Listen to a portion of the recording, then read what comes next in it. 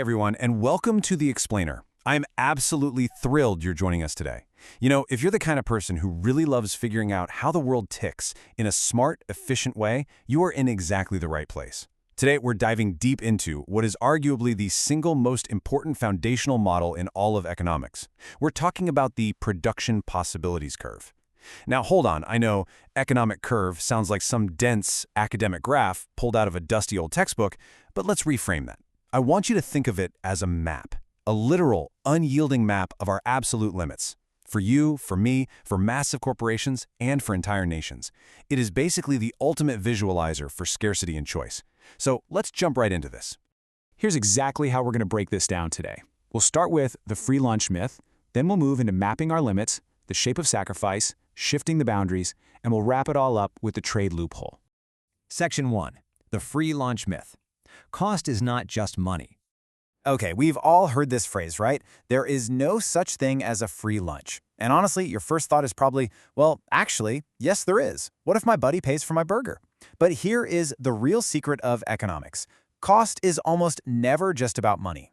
Even if your friend completely foots the bill, you are still paying for that lunch. You're paying with your time. You're giving up the hour you could have spent studying for a massive test, or hitting the gym, or, let's be real, just crashing on the couch and watching Netflix.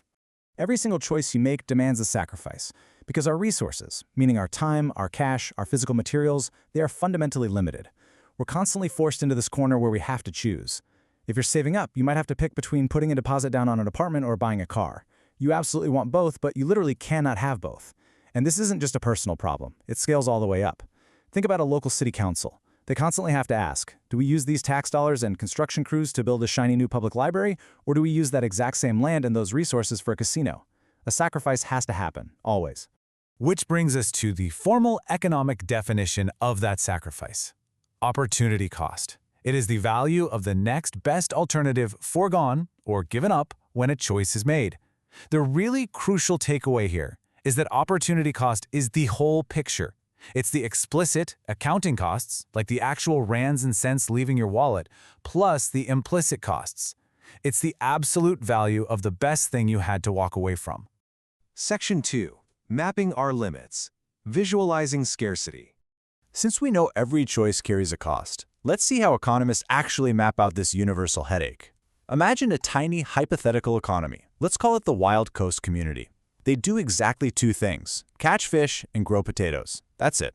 And they only have so many hours in the day and so many working hands. If they throw absolutely all their energy into potatoes, which we'll call possibility A, they harvest 100 kilograms, but they get 0 fish. Now let's say they want some fish. If they aim for 4 baskets a day, possibility E, they literally have to pull workers out of the potato fields and hand them fishing nets. So potato production naturally plummets to 40 kilograms. To get more fish, you have to kill your potato yield. Mathematically, there is no way around it.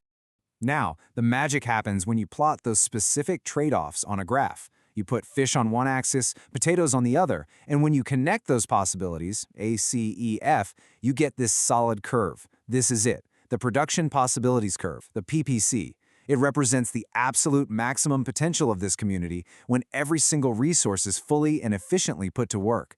It's a hard boundary between what they can actually do and what is just a fantasy. Let's break down the zones around this curve, because they tell a huge story. Any point sitting directly on that boundary line is what we call efficient. It means you're maxed out. You can't get more fish without giving up potatoes. But what if you have a point sitting inside the curve? That is inefficient. It means the community has idle resources. Maybe half the town is unemployed, or perfectly good farmland is just sitting there doing nothing. They could easily have more of both goods if they just got to work. And then there's the point floating way out in the empty space past the curve. That point is unattainable. With their current technology and resources, it is physically impossible to reach. Scarcity dictates that it's just a dream right now. Section 3. The shape of sacrifice. Why does it bow out? You might have caught this, but the curve we just talked about wasn't a straight, flat, diagonal line. It bowed outward. And in economics, that shape is a massive clue. We basically have two shapes to worry about: a straight line, representing a constant opportunity cost, and a convex, bowed-out curve, representing an increasing opportunity cost. Let me give you a brilliantly simple example from the source material to show you why this happens. Picture a farmer deciding between growing corn and growing wheat. The resources, the soil, the rain, the tractors, they're basically identical for both crops. So swapping a hectare of corn for wheat is a smooth, one-to-one trade every single time. The sacrifice never changes, so you draw it as a straight line. But now imagine trying to swap between growing desert cactus and tropical pineapples. The land and climate needed for those two are completely, fundamentally, totally different.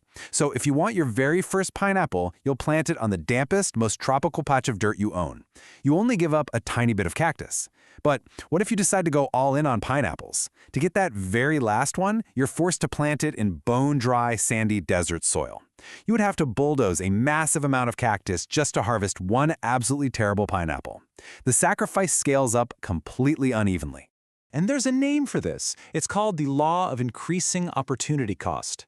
It says that as you crank up production of any one thing, the sacrifice required to make it gets bigger and bigger, because you're forced to use resources that are worse and worse for the job. That law is the exact reason the PPC bows outward. It visually proves that as you slide down the curve, the trade-off gets much, much steeper. Section 4. Shifting the boundaries. Achieving economic growth. So here's the big question.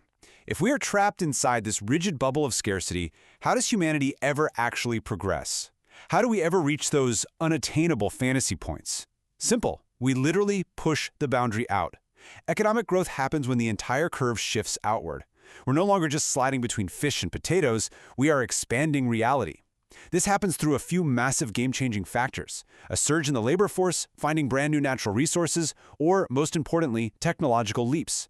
Think about Henry Ford inventing the assembly line or the creation of the microchip. Those breakthroughs let us produce a fundamentally larger amount of stuff with the exact same starting materials. Now, when we map that progress, it can look two different ways. Sometimes technology only improves for one specific industry.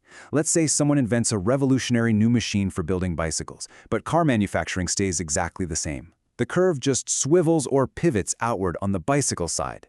But when there's a massive boom, like a new power source or an internet revolution that makes everything more efficient, the entire curve shifts outward. That full outward expansion, that is the literal visual representation of economic growth. Which leads us to maybe the most critical choice a country ever has to make. Every nation has to decide where they want to sit on a curve between consumer goods and capital goods. Consumer goods are the fun stuff: pizzas, sneakers, video games, things you use up right now. Capital goods are the tools, the factory machines, the commercial ovens, the tractors, the things used to make other things. If a country throws all its energy into making pizzas today, everyone's full and happy, but the curve stays frozen. However, if a society chooses to sacrifice a little comfort today to build capital goods, like massive automated factories, those exact tools are what will physically push their entire economic boundary outward tomorrow. But we do have to mention a pretty sobering reality here. The boundary doesn't just expand, it can absolutely cave in. If a country is hit by severe famine, a natural disaster, or if a war destroys their power grids, the resource pool shrinks. Even a terrible recession where millions of people are out of work means the actual productive capability of the nation drops. The boundary of what is possible literally collapses inward. Section 5. The trade loophole. Consuming the impossible. So before we wrap this up, I want to share the ultimate loophole, the cheat code countries use to bend the rules. Remember those unattainable points way outside the curve? Well, a country can never physically produce outside its own curve, but it can consume outside of it. How? Through specialization and trade. When a country figures out what it's naturally best at, meaning where their opportunity costs are the absolute lowest, they can go all in on that one thing. They specialize, trade the massive excess to the rest of the world, and buy back everything else they need at a way lower cost than if they tried to build it all themselves. Trade shifts the consumption boundary, letting a whole society enjoy way more stuff without magically generating new resources at home. It is absolutely brilliant. And honestly, that shows you the sheer power of this model. The production possibilities curve starts with you deciding between buying a car or an apartment, and it scales all the way up to the technological evolution in global trade networks of entire empires. We are all bound by scarcity, so I want to leave you with this one final thought. Since we know for a fact that absolutely every choice carries an opportunity cost, what is the cost of the choice you are making right now? You just spent the last chunk of your life watching this explainer. You sacrificed doing something else to be here with us. I sincerely hope the perspective you've gained today was worth that cost. Keep learning, keep asking questions, and I will see you on the next explainer.